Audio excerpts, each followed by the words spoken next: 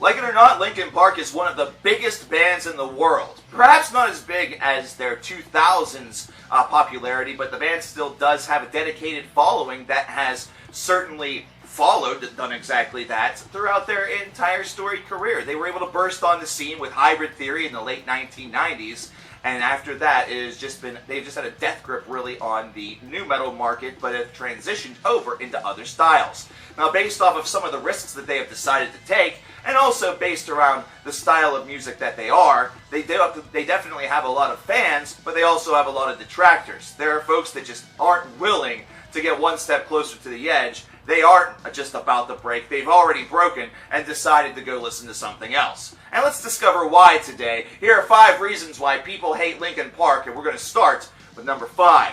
Number 5 is kind of unfair, granted recent events. Minutes to Midnight sucked. This is a commonplace complaint that I have heard and seen from a lot of former Linkin Park fans, or those who never really were on board and want to take a pot shot at them.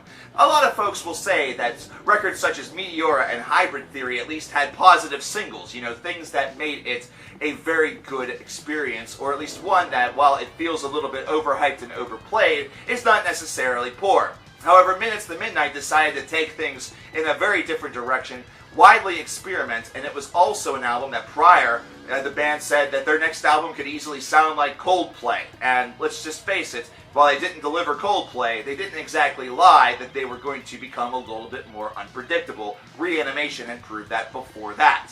But the difference was that Reanimation took songs that were previously sung by the band and simply remixed them, whereas Minutes to Midnight was a full, bold, bona fide scale of new track experiments that really failed to reach the audience in the same way as their previous albums. And because of that, not only did a lot of people decide to walk away from the band saying that they were either washed up or done for, but those who already hated the band had just more ammo in their arsenal.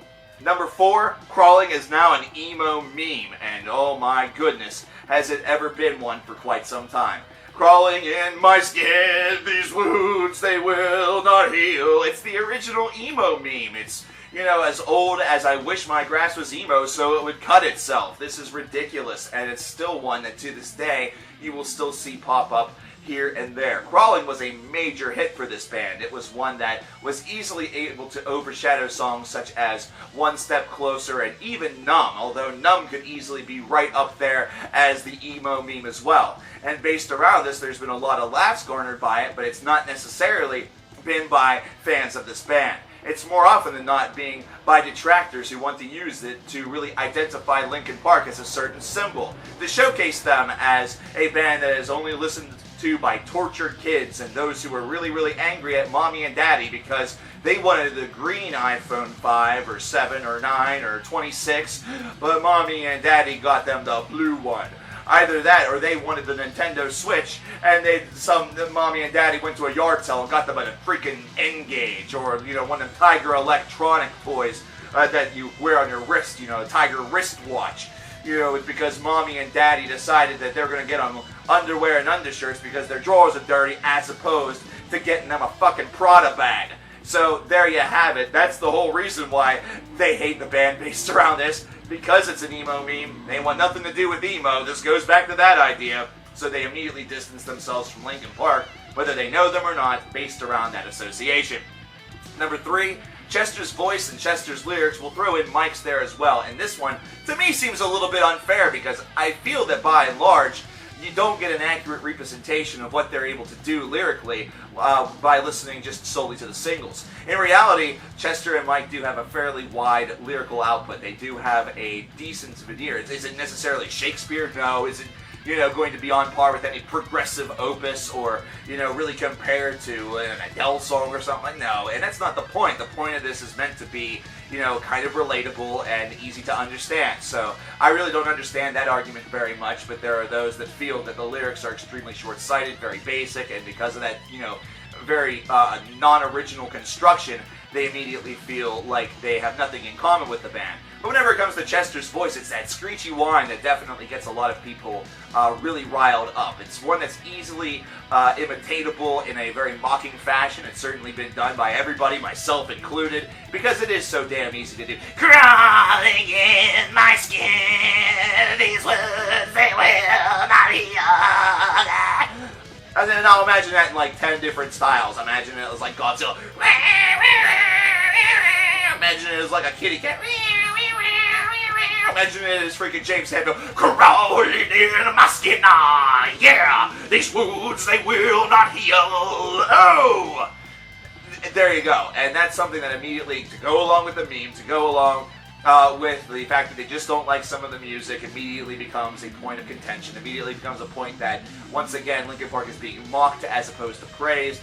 Not only, it's something where the fans are getting involved and loving it, but those who are not fans just have more ammo for their arsenal and they use it in a negative way. Number 2, the metal debate and the new metal effect. And this is something that is now nullified by recent events, which we're going to get to. However, the debate has always been that this is a metal band because they are within the new metal exhibition. And then, of course, Reanimation came out, which kind of defeated some of those arguments and said that they were more of a rock band, considering they were willing to branch out. And then Minutes to Midnight came out and kind of solidified that even further. But then an album like The Hunting Party came out and really re-solidified the whole new metal argument, which, of course, has the word metal in it. Now notice how just in that past 15 to 20 seconds, we were able to say metal and we were able to say no metal. And now imagine the real conflict that happens. Now, of course, whenever it comes to not calling them metal, you're getting that from a lot of the elites, you know, the elitists of the genre that don't want to include anything that feels basically radio-friendly or fringe line, and it's a really stupid argument. You want to be inclusive with your genre because that's going to invite a lot more people in. That way, if they start with Linkin Park and decide to explore something further, they may eventually end up with a Vulvodynia, either that, or they might end up with a Cannibal Corpse, or they might end up with a Death, or they might end up with your favorite band X. So really that debate feels very moot. But then there's also the fact that they have really proven themselves to be a little bit more outside of the box and want to try some different things. So that does kind of make them a little bit more of a hard rock band, considering they're willing to expand. This has been a debate that has caused hate. This has been a debate that's probably stopped friendships. This is a debate that is why a lot of people hate the band, because a lot of times they think that some people can't make up their minds or just have the bona fide wrong opinion. But that brings us to number 1. It's very formulaic, and the band follows trends. And this is one where, sadly, I actually kind of have to agree with it. Whenever Hybrid Theory and Meteora came out, you had two different ideas. Hybrid Theory was a new metal album that was able to really exhibit what the genre could be. So that was original.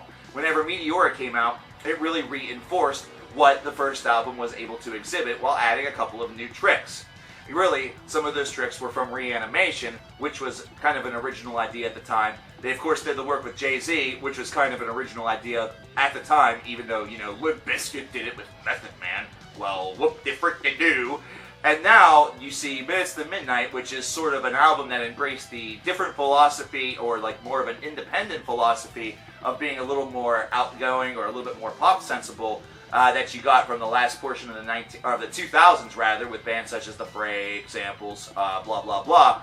And then you got back to The Hunting Party eventually, which is that heavy album, which is that Return to Form album, which we've seen from a lot of different bands. The most recent one being Korn with The Serenity of Suffering. And now, with the brand new album, One More Light, we see them embracing that chill wave, sort of like scissored out pop music that has dominated the Now albums of the past, you know, year or so. So yes, this is definitely one where they follow trends.